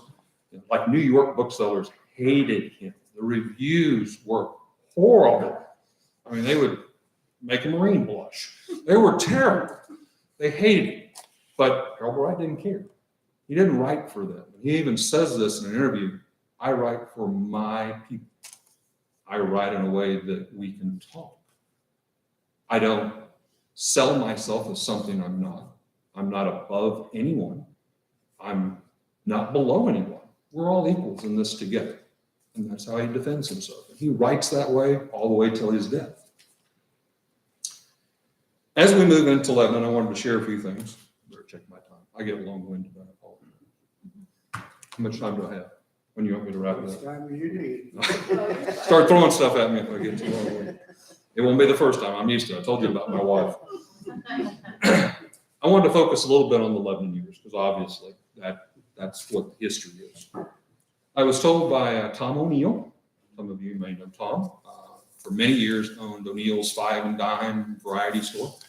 His great-grandmother shared a story with him that I was lucky enough to have him share with me, that whenever Harold Bell Wright wrote, and this goes all the way up till the time he passed away, he removed his socks and shoes. He felt this was a way to ground himself and to humble himself so that God would give him the words he wanted to say. Thought that was kind of neat. He became very close friends with a young family that lived in the adjacent house just across the street. As you were in the house, and the front door of the parsonage would be the house to the left. That individual was also a painter. So Harold Bell Wright and he would be out on the porch a lot of times, and they would paint, literally yell across the street, hey, what you working on? I'm working on this. Just kind of got a camaraderie, a good friendship going. He, of course, later invited them and got them to become members of the First Christian Church while he was here. He would take his manuscript. I can't imagine many authors doing this today. Wherever he was out of the manuscript, because he, again, was continually writing on this for the period of 2 years when he was in Lebanon. And on Saturday nights especially, he would go to different members of the congregation's houses. They'd get together, just like we do today, play games or just get together and socialize. But one house in particular, most of you will know, is Dr. Carmichael's house at the very end of Madison Street. He visited there a lot. And I have to assume probably because the house was so large, it could house several people to come in. He would read aloud his manuscript and ask people's opinion. That's genius. Why go and publish something when you're already getting information to make something better? In one of the letters, personal letters that I have, it talks about one such Saturday night. Doesn't say the individual who suggests this, but after he reads it, this person approaches Harold Bell Wright, and he goes, at the time, I left out this kid, The book was titled The Strength of the Hills. The person approaches him and he says, the strength of the hills, that's good, but isn't it the shepherd that's really the main character and the focus of the story? Wouldn't it be better if you called it The Shepherd of the Hills? I'm lucky enough, out of the Tucson, Arizona library, one of my close friends went and obtained a copy of that manuscript. And you can see The Strength of the Hills crossed out and The Shepherd of the Hills written. And it's dated and it says Lebanon, Missouri. That's pretty key. In Lebanon, we don't have any history, right?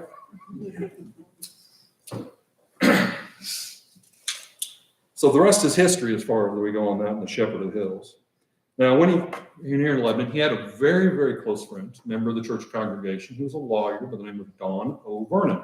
Again, some of you may be familiar with that name. The two men had a lot in common.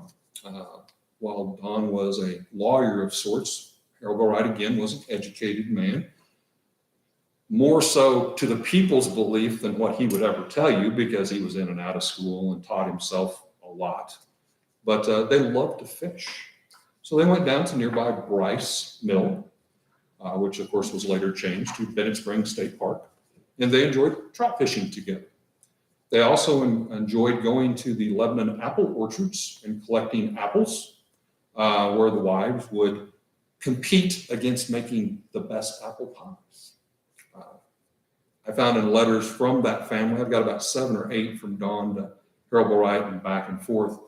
Contrary to popular belief, Harold Bell Wright did come back with his family. He visited Lebanon for decades after he left. They would love to get together. They always went down and went trout fishing together and ate apple pie together. Now you might say, well, why would you say that he wouldn't come back or insinuate that? After he wrote the book, Shepherd of the Hills, that was after he left, the next was The Calling of Dan Matthews. Oh my gosh, it caused quite the stink here in our little town. I'm a native, I can say this. We got some stubborn people in Lebanon. There are certain families that still hate Harold Bell Wright today. They don't even know why. It's just bred in them. They don't like him. It all goes back to the story of The Calling of Dan Matthews. It talks about there was a Jewish man that was mentioned and how he was treated, how people looked down upon him. It talked about judgment of the church people towards others.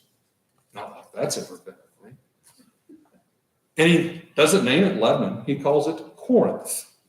But he mentions the little town that lies next to the railroad.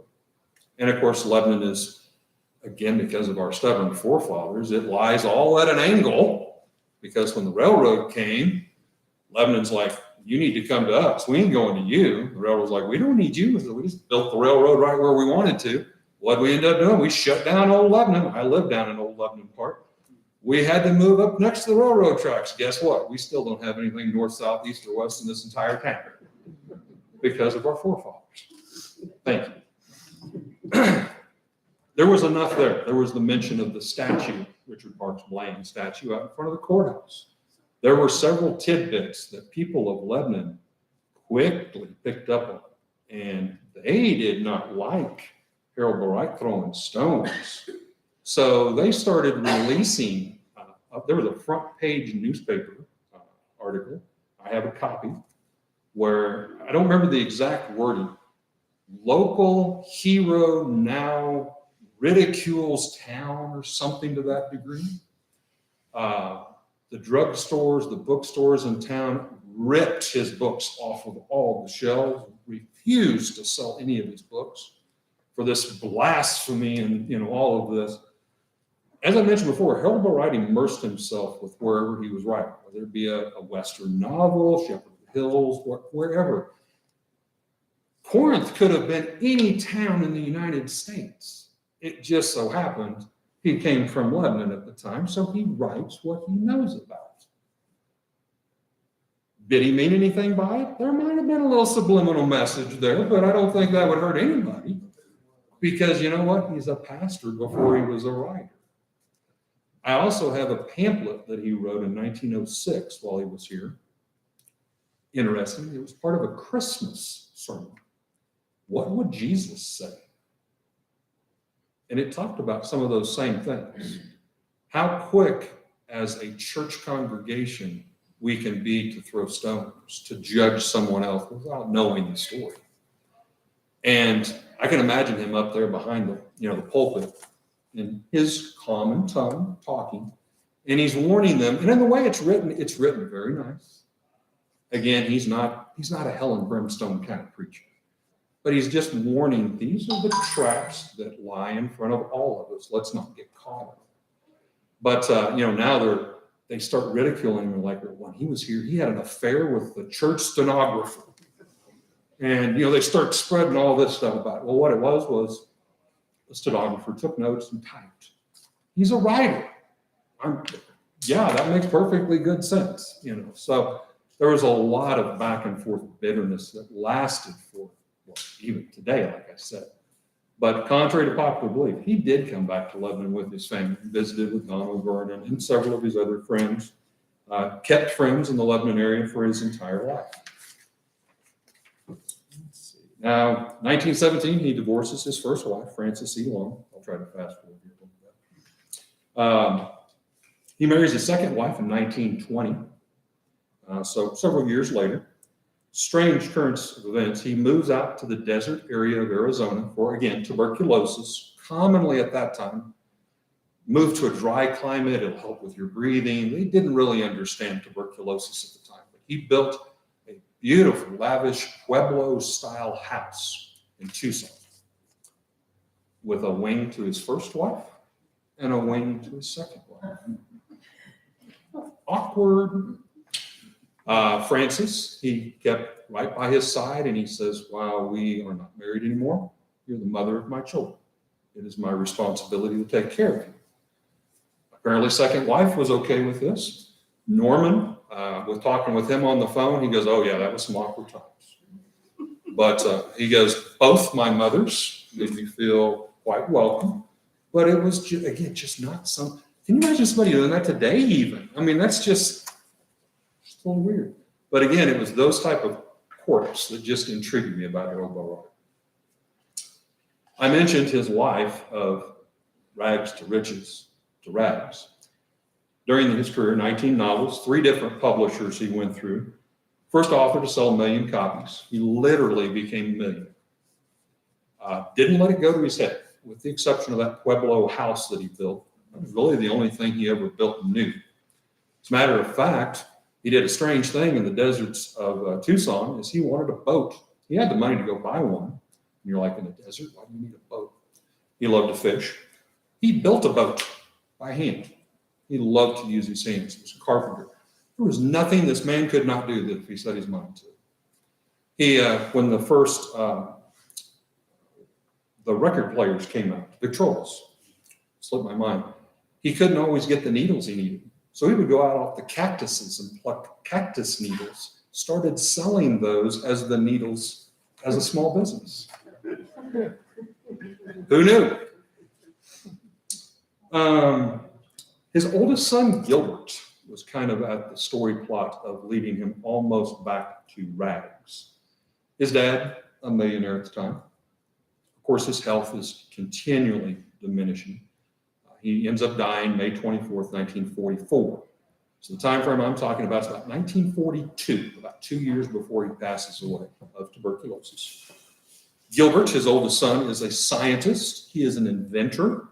One of the first inventions that he has come up with is a device. It's a vibrating device that you put on your throat for people who have lost their voice box to allow them a means to speak.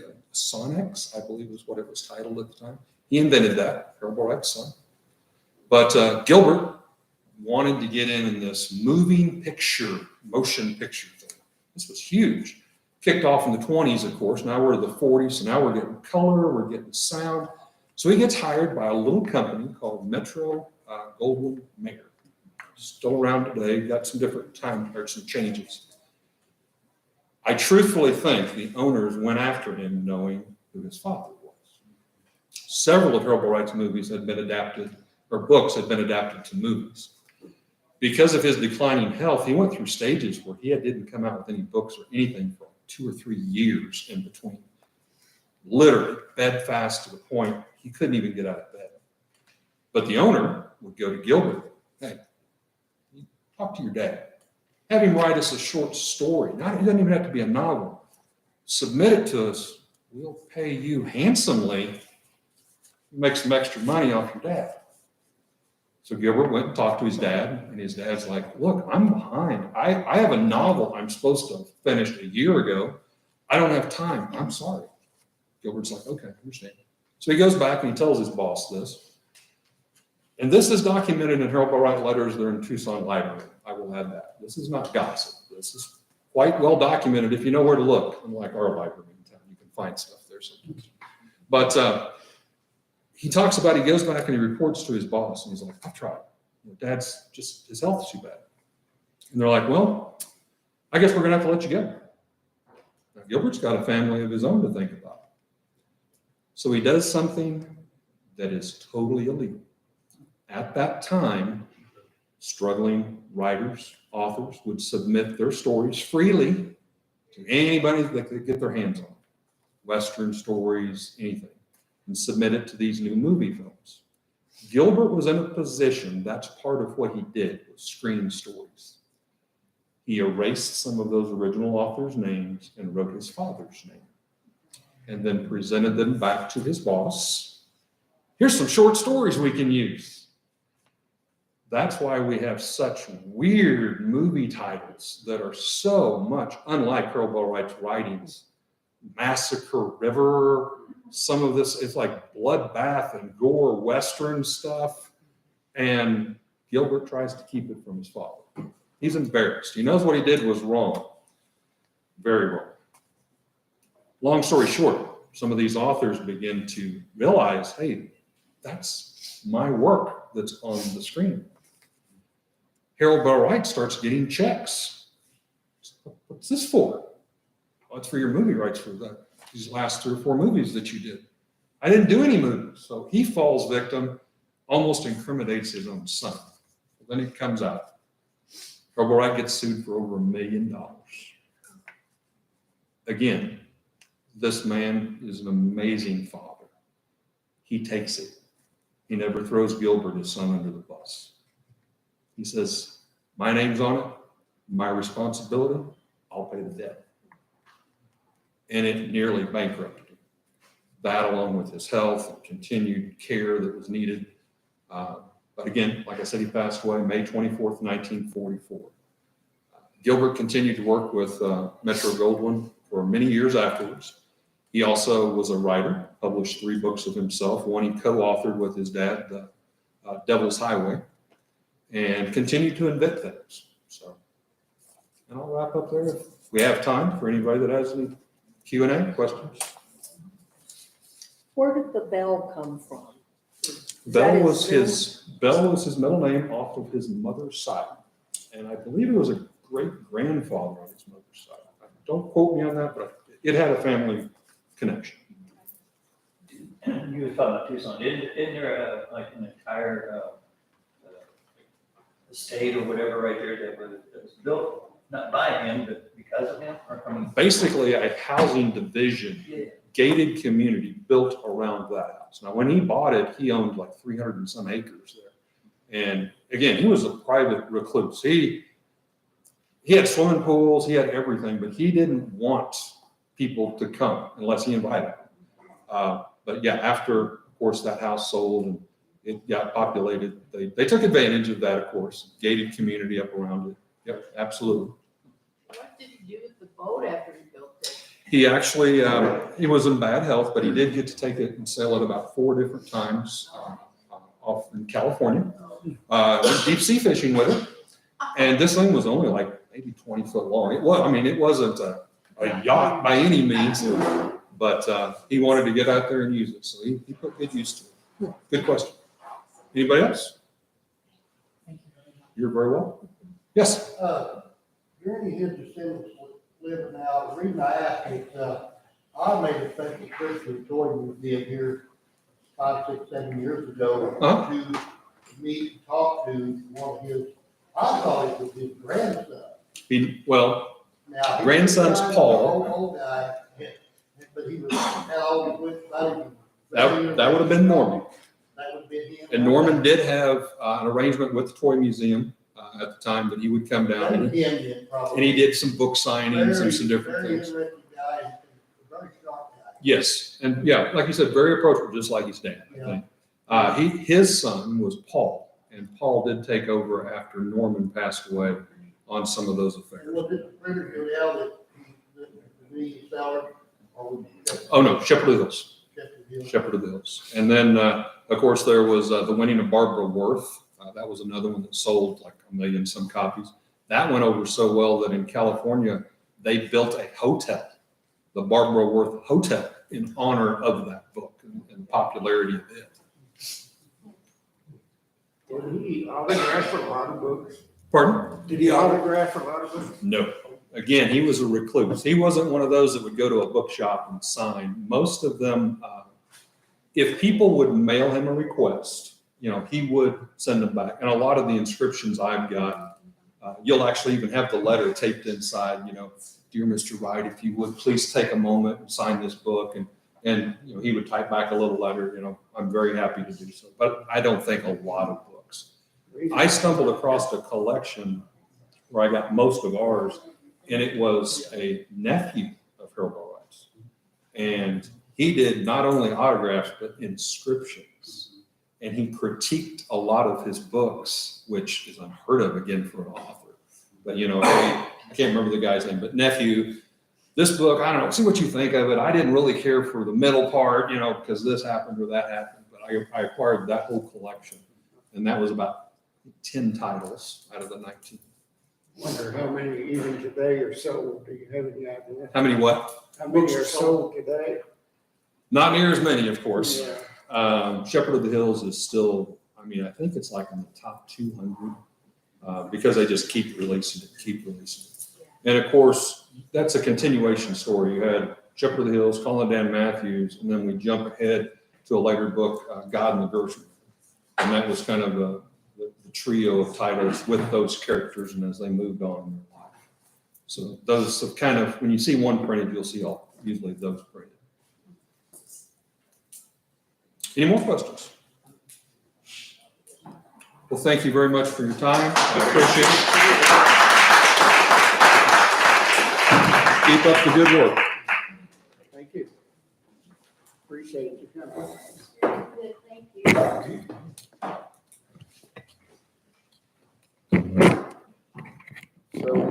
So how many people has heard about Harold Bell Wright and people in town didn't appreciate what he did?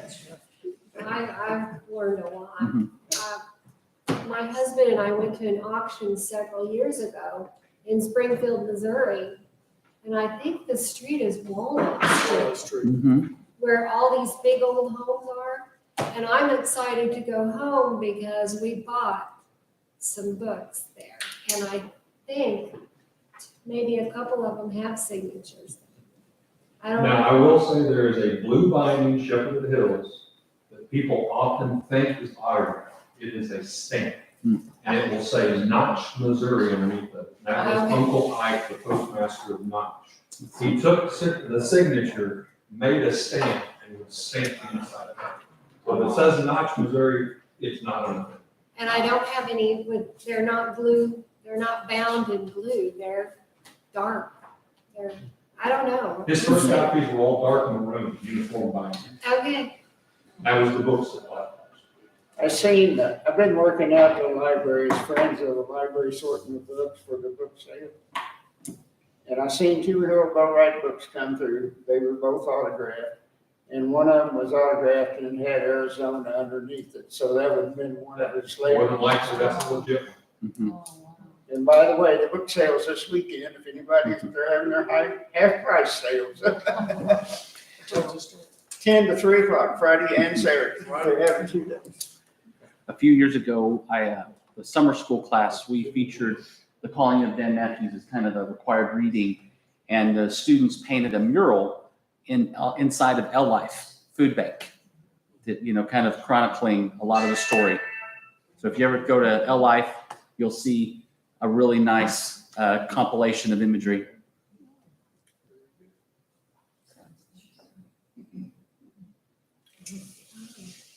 I will say one last thing. I did donate some Harold Bell Wright stuff to the Old Historical Society. I don't know where it went. There were some original book posters, movie posters, line cards, some autographed books.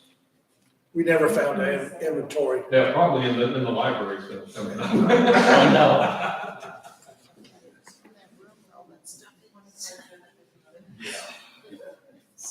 Lucky. Well, Eric, I've got photograph, well, I left another thing at home. I took photographs of a lot of stuff that's in there, and it's really hard to see what all is in there because it's a bunch. It's not, like you go in a museum where things are displayed, where you can see it and read about it. You can't do that in there because it's just so limited. Just stored, basically. So it's possible they're in there, but I just don't know. I hope someday we can find out. Well, have to do an inventory because it's not. Well, we was told the inventory was in Works Head, that's what we was told. We've also found out that some of the stuff in there was actually donated to the library itself. It didn't belong to the Historical Society. Me and my wife are good friends with Kathy Dane, Just like that. and Kathy has informed me that she's about the only person that really knows what exactly belonged to the library and what belonged to the Historical Society. And she has told me that if she gets killed in a car wreck, there's really nobody to ask. So I don't know how we work that situation out, because but anyhow, that's kind of how we got started. We volunteered to go help the library display some stuff, and it's involved to the point that we just decided that we just need to start a whole new historical society and start over. So that's what we're working for. And we certainly appreciate everybody that comes. Tell your neighbors, your friends. It's gonna take us some time more yet, but we're still getting there. Next month, be sure to, if you have somebody that can do what we call historical skills, so if we want to do something in the park, please bring names and numbers. Also, Dan will take any, if you guys are writers and you'd like to talk about specific history in your location of the county, Dan will take those articles from you and put them in either electronic or hard copy. And then I guess the Victorian Ball is no longer No, we just don't need to have a planning. we have a plan. It's tabled right This table, there you go, that's good. It's not tabled, it's the time. We'll look at the schedule, and we'll look at the schedule for the history in the park. So if we do those two, yeah. Have you guys heard that the Lebanon Art Guild is revamping Art at the Farm? I just got a word. It is going to be in June the 24th to Saturday at Whirlwind Ranch, which is where the alpacas are. I mean, I know that that's not necessarily like traditional like crafts, but it might be a marriage of interaction of doing some things together because they're local artisans. Probably a lot. I think teaming up with any group is better, two heads are better than one. Yeah. So do you have a name or you can give me Yep, a I name? do. I know him. Joy Thompson. That I don't know if you know the Harold family. I can give you phone numbers and emails. I'm a member of the Art Guild. They had a meeting tonight also. Had to juggle. Well, that's great. Okay. Well, if we can get that, we'd like to talk to them. Maybe we can do something the same. Yeah, I think they would be willing and interested in that. Okay. If nobody's been in the Sherry Art Guild Carroll. up on Commercial Street, it's interesting to go in there and look at the stuff. And Yeah, very much so. they actually have the piano and cash register from the original, when Yeah. it was original to that building that they're located in. That goes long, long ways back in there.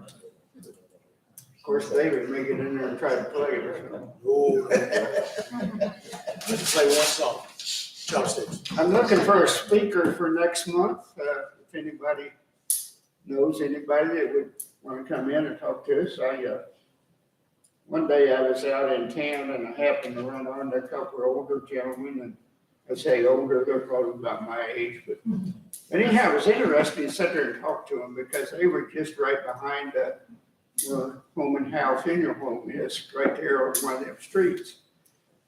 And I'd sit there and listen to them for a couple of hours because they was telling me about where businesses used to be located in town. They told me about things that happened years ago, and then what I mentioned that the street in front of his house when he was a kid, it was dirt. And I'm thinking, I just can't believe that, here's a man, I would guess he's probably 79, 80 years old, and he remembers when the streets were dirt. And he was talking about how the magnetic ice plant, when it closed up, that they hauled truckloads of bottles from that plant and dumped them in the old sinkhole at the end of Harwood. And I'm thinking, nowadays you're lucky if you can find one. Yeah. And if you do, it'll be in the flea market and they'll be wanting $30 for it. Exactly. But I also found out they made gallon jugs that they shipped magnetic water in. They put it on the railroads and shipped it to Kansas City and St. Louis. And I've never heard of a gallon jug, but I kind of wonder if it's embossed like the soda balls. But just today, I was reading about that sinkhole and how it used to be a cave. And it's all, Probably a little bit deeper than you and I are taught, maybe about Greg's size. it'd be interesting if somebody could dig it back out and go back into the cave, because I was reading stories about the kids playing that and stuff back in the early 1800s and things, and now I guess it's just completely filled up of old tires and windows and debris and whatever over the years people have decided to dump in it. Well, it was a bike trail when I was a kid, because we rode down there on bikes and played. Yeah. We walked around down there and played Army and Yeah. everything. I had some buddies that lived just up the hill there. And we got that old sinkhole, we played in there and rode bicycles and mini bikes. I know that Goodwin Hollow sinkhole up there, they've been digging that thing out for years and years and years. I forgot how many semi-loads of trash they've taken out, and they're still working on it. It's just amazing, that you can take a place like that and fill it up. Go ahead, Eric. Random question, totally unrelated to herbal life.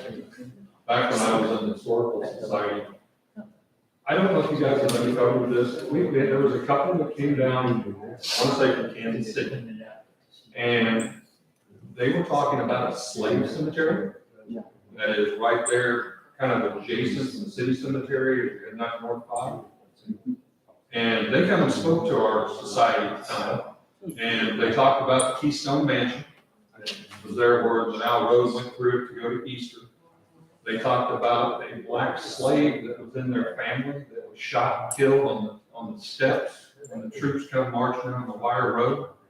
And there was a slave cemetery on that property that was supposed to be literally right there where the road comes out and hits 5, so you go across the highway or Lebanon High School. I never heard anything more about it. They were trying to get some preservation, of course, the property's for sale, but because it was a slave cemetery, it was not documented. Yeah, no marking. Have you guys heard anything at all? I've not heard anything. Well, when we had the original, town of Lebanon, there was a cemetery, I guess, right across the street from where W.T. Vernon Heights are. That's where I think the first cemetery of Lebanon was located. And then just after the Civil War, they relocated the marked graves. Yes. I got a friend of mine that's, his grandparents built a house there. When they dug out the foundation, they found human remains. Oh, that's fascinating. Good. Yeah, you need to talk to Tommy or. Yeah, he would know. About that cemetery, because that's Ash Street there, about halfway to the house there, a bunch of other people live in it. But when he worked for a telephone company, they were digging behind that house, hit graves. It hit graves. That was another suggestion that it came up, was would we like to help on a weekend to, recover or at least clean up a cemetery? Okay, well, I know there's a lot of there out there. We'd like to know a little bit more information about that cemetery. How old it is, what families are in it. If you can find that out, if you're interested, bring that up to us the next time, and we'll pick a date. Maybe not in November or December, but we'll pick a date. We'll clean up an old grave site. So I think that's good for the us and good for the community. Yes. I think you could involve Girl Scouts in it too. Oh yeah. Sure. We're Boy Scouts. That'd be fine. Would that be good? Yeah, Something that would be you guys- good. The name of that cemetery is McPhail Cemetery. That sounds right. McPhail and Joanne Hart, obviously local historians written about that. And I've kind of dug up some information if anybody's interested. Is it anything left there? Or is it- No, it was, they officially moved it, but the unmarked graves were most likely left, and those were the slave graves. A lot of the graves were not marked. If anybody's knows much about the Vernon family, William Vernon over there, just west of Lebanon off of Rolling Hills Road, they've got a cemetery, the Vernon Cemetery. And there's a lot of connection between early Lebanon, and it's fascinating. Well, that's just a suggestion that we're throwing out there. Just if you've got information and somebody would like to do that, I think that'd be a good project, for our society to clean up a graveyard. Wouldn't take maybe a day. I've done them before. In fact, we found out that there was 5, they were being joined into the Missouri State Guard, and they were killed or ambushed by Union soldiers, and they were buried. They knew exactly where they were buried. They didn't know what position they were, but we asked for Confederate tombstones, and the federal government sent them to us. I did not know how big those things are. I mean, they're like that. We're like, what truck do we get to get these things out of there? But we put them in there. We put them down. We had the names on them, and we put them all together because we didn't know exactly in the trench how they were placed. But there's a lot of good things that can be done if we do clean up and we know a little information. And if you got that, please bring that to us sometime. The couple that just left a little bit while ago, they go to church over at Conway. I think it's the Catholic Church in Conway, but he was telling me go inside there, there's a beautiful altar and stuff that he thinks was probably made by some Germans. And he'd like to find some history about that, too, if anybody knows who carved that or who done it. And I told him there's been a lot of information done. We don't have access to all of it, but it's very possible that somebody does know, it might be answered there. But I don't have anything else. There's still some bread back there, or what's it called? Pawpaw bread. Pawpaw bread that needs to be eaten. And then if anybody would like to talk about Wilson's Creek, I'll be over there by the map. We can sign you up.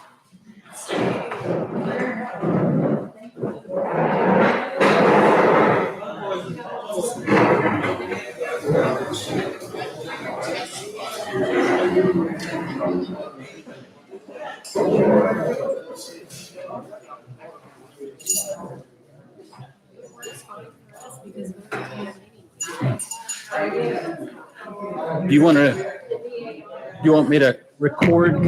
Yeah, you can go ahead and do it if you want to show that.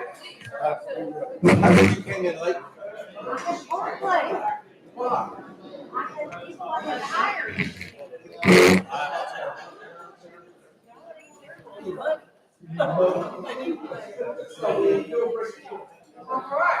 Does it get some stuff down? So you want to do secret? I'm gonna give you one of these books. Okay. I need it back because that's the Army. But if you go to the library and get this one, you just read that read that tells you where you want to talk about, which is Six Sigma. And if you want to do that, this is what I read. And I've read both of them, but you'll see your stop. There's like 2 stops for Siegel. And there's like 1 chapter in here that you'd have to read. It's really good. But, We'll find out if we can get off of work. yeah, I know. I'll be traveling from Florida that day. I should be home before midnight, but I may not be able to make that. I've particular walked event. almost all those trails. Yeah, I had to, when I first did that, I walked all of them. This is yours, this one right here. Yeah. There's one, where are we at? There you go, there's your tool. That's where he fires the cannons down in here, and then there's stop down in here, that's really the Missouri State Guard cavalry of that one right there. And it says he has a position down here, position here, and it's 5 positions there. So he's got 3 little stops. I only talk about this one, but I do everything from that 5. And you can give the background information on Siegel that, tell us he's German. He's the most qualified, most tactical guy that's out there. And if he talks about if anybody, he's really sort of jealous of Lion, and Lion's jealous of him because Lion has no combat experience. Siegel does, and so that's why they have a little bit of fight. Who's going to go where? How they're going to develop that. So, but between that book and this one here, read that one first. Go back, get that. We need this back. At the time we get that.